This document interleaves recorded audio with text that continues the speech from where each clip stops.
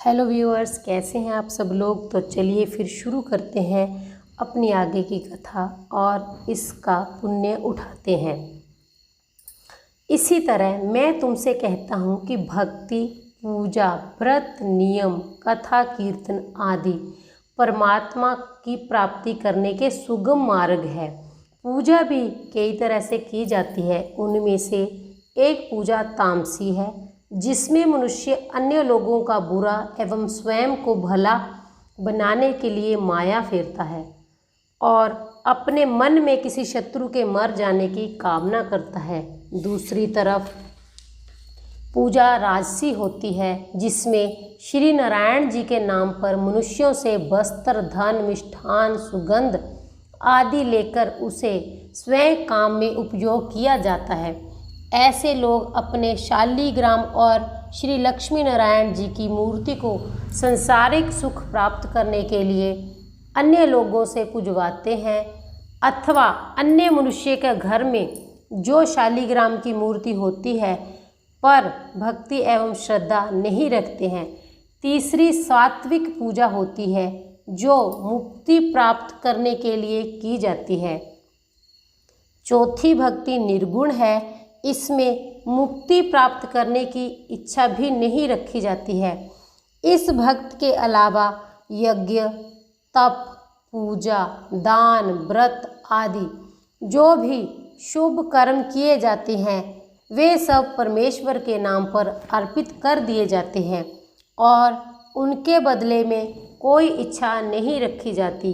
हे माता, मेरी कथा और कीर्तन सुनते समय जो भक्त करुणा के स्थलों पर रो देता है तथा हर्ष के स्थान पर आनंद विभोर हो जाता है, उसे देखकर मैं अत्यंत प्रसन्न होता हूँ और अपने मन में सदैव यह विचार करता हूँ कि उस भक्त को प्रसन्न करने के लिए ऐसी कौन सी वस्तु दे दूँ जिससे उसके ऋण से उऋण हो सकूँ। इस तरह के भक्त जीवन मुक्त होते हैं। श्री कपिल देव जी द्वारा देवहूति को मनुष्य शरीर की उत्पत्ति एवं मृत्यु का वर्णन। मैत्रेय जी बोले, हे विदुर जी, इतनी कथा सुनकर देवहूति ने श्री कपिल देव जी से पूछा, हे प्रभु, जो मनुष्य श्री नारायण से विमुख रहते हैं उनका मरने के बाद क्या हाल होता है, यह सुनाने की कृपा करें। श्री कपिल देव जी बोले, हे माता, संसारी मनुष्य परिवार, घर, धन आदि माया जाल में पड़कर अपनी आयु को व्यर्थ ही नष्ट कर देते हैं। युवावस्था में मनुष्य जिन व्यक्तियों का पालन पोषण करता है वे ही व्यक्ति वृद्धा अवस्था में उसे कष्ट पहुंचाते हैं। अब मैं तुमसे मनुष्य की उत्पत्ति, जन्म और मरण का हाल कहता हूँ। श्री नारायण जी की कृपा से स्त्री को जिस दिन गर्भ रहना होता है उस दिन मैथुन के समय पुरुष का वीर्य स्त्री के रज के साथ मिलकर खोलने लगता है। 5वें दिन उसमें पानी के समान बुलबुला उठता है तथा 10वें दिन उसकी बेर के समान गांठ बंध जाती है। 15वें दिन यह गांठ मांस का पिंड बनकर कुछ लंबी तथा गोल हो जाती है। एक मास में उसमें हाथ, पांव तथा मस्तक के चिन्ह बनने शुरू हो जाते हैं। दूसरे मास में उंगलियां बनती हैं तथा तीसरे मास में चमड़ा एवं हड्डी का निर्माण होता है। चौथे मास में शरीर में रोए तथा आँख, कान आदि इंद्रियों के आकार बन जाते हैं। श्री नारायण जी की कृपा से 5वें मास में उसमें जीवात्मा का प्रवेश हो जाता है। तब उसे भूख तथा प्यास सताने लगती है। 6वें मास में उसका मस्तक नीचे और पैर ऊपर हो जाते हैं। उस स्थिति में उसका हृदय बहुत घबराता है। 7वें महीने में उसे पिछले कई जन्मों को तथा 8वें महीने में 100 जन्म पीछे का हाल याद आने लगता है।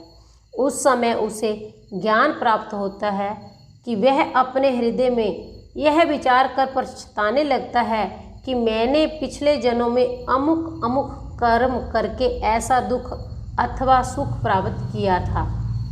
उस समय वह श्री नारायण जी का स्मरण कर इस प्रकार विनती करने लगता है, हे प्रभु, मैंने पिछले जन्मों में संसारी सुख तथा स्त्री पुत्र आदि के मोह में पड़कर अपना ज्ञान नष्ट कर दिया था।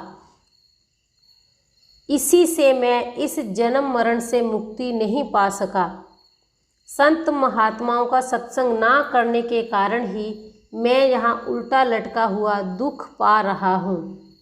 हे प्रभु, अब आप कृपा करके मुझे इस नरक कुंड से बाहर निकाल दीजिए। मैं आपकी तन मन से सेवा करता रहूँगा। अब आप मुझ पर ऐसी कृपा कीजिए कि यह ज्ञान मुझे किसी प्रकार विस्मरण ना हो तथा संसार में पहुंचकर मैं ऐसा कार्य करूं जिसके द्वारा इस जन्म मरण से मैं सदैव को मुक्ति पा जाऊं। हे प्रभु, हे माता, जब 9वां अथवा 10वां मास आता है तब वायु का वेग उसे बाहर गिरा देता है। गर्भावस्था में कन्या बाईं ओर तथा पुत्र दाहिनी ओर की कोख में रहता है। जिस समय वह पृथ्वी पर गिरकर रुदन करता है, उस समय श्री जगदीश्वर की माया से अपने पूर्व जन्म का ज्ञान भूल जाता है। तब वह अपनी बाल्यावस्था में भूख प्यास लगने पर रोने के अतिरिक्त कुछ बोल नहीं सकता। वह बिछोने पर पड़ा पड़ा मल मूत्र आदि करता है।